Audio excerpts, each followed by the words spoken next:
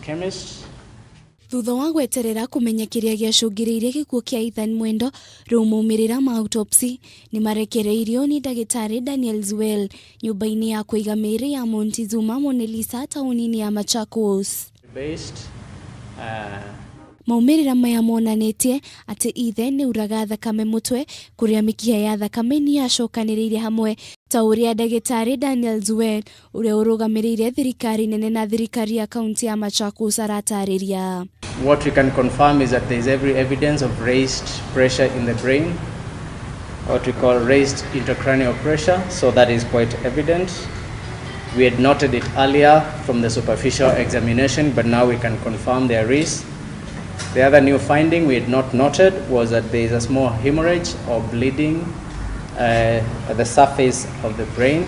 Ndagitari Daniel Zuel niongereire kuga ati hena itumi nyingi igikorwo icungirire mikia gucokanirira handu hamwe, kuria ugite uthuthuria no uguthie na mbere, kuria uthuthuria wa toxicology ugutafanio. Variable causes, and in this case we can't pinpoint.